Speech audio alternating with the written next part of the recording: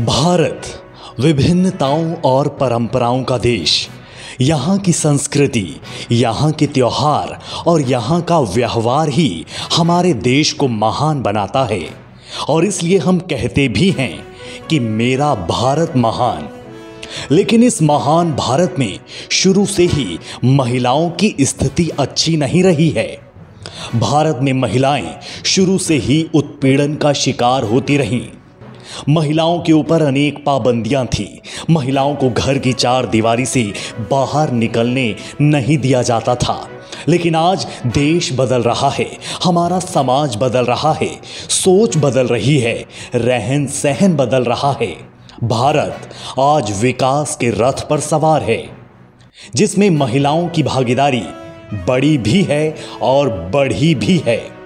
लेकिन महिलाओं के लिए आज भी सब कुछ ठीक नहीं हुआ है। जहां आज महिलाएं हर क्षेत्र में पुरुषों से कंधा मिलाकर चल रही हैं, वहीं आज भी बाल विवाह रुका नहीं है। देश को आजाद हुए 70 से ज्यादा साल हो गए हैं, लेकिन आज भी महिलाओं को बाल विवाह का शिकार होना पड़ रहा है। देश के सबसे बड़े राज्य उत्तर प्रदेश की ही बात करें तो एक डेटा के मुताबिक यूपी में ना तो बाल विवाह रुका और ना ही महिलाओं की स्थिति में कोई खास बदलाव आया है। आज भी 20 से 24 साल की उम्र में करीब 21% युवतियों की शादी हो जाती है। एक हिसाब से देखें तो देश के सबसे बड़े राज्य की हर 5वीं युवती की शादी 18 साल से कम उम्र में ही हो जाती है।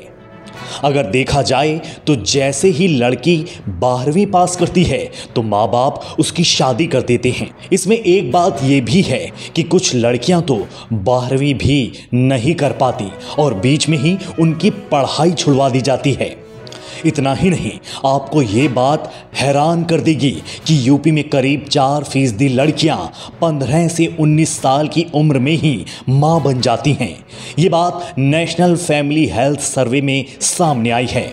अब ऐसे में आप खुद अंदाजा लगाइए कि देश में आज भी लड़कियों को अपनी जिंदगी के फैसले लेने का अधिकार नहीं है और जबरन उन्हें कम उम्र में ही शादी के बंधन में बांधकर उनकी इच्छाओं को कैद कर दिया जाता है। सर्वे में यह भी सामने आया है कि बाल विवाह महिलाओं के साथ कैसे अभद्रता और उत्पीड़न का शिकार होना पड़ता है। दहेज प्रथा आज भी हमारे देश में खत्म नहीं हुई है और दहेज के चलते लड़कियां ससुराल में क्या क्या नहीं सहती, ये हम सब जानते हैं। हालांकि सरकार महिलाओं की स्थिति में सुधार के लिए लगातार कोशिशें कर रही है। महिलाओं और बेटियों के लिए नई नई योजनाएं लाई जा रही हैं। लड़कियों को साक्षर बनाने पर बल दिया जा रहा है, जिसके लिए जागरूकता अभियान भी चलाए जा रहे हैं ताकि देश की बेटी पढ़ लिख कर अपने पैरों पर खड़ी हो सके और लड़कों से 2 कदम आगे निकल पाए, अपना और अपने माँ बाप का नाम रोशन कर सके। ऐसा हो भी रहा है।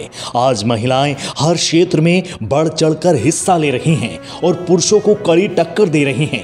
लेकिन समाज का एक वर्ग आज भी लड़कियों को आगे नहीं बढ़ने दे रहा है। आज भी लड़कियों को बोलने की आज़ादी नहीं है, कुछ करने की आज़ादी नहीं है। लड़कियों को आज भी गर्भ में ही मारा जा रहा है।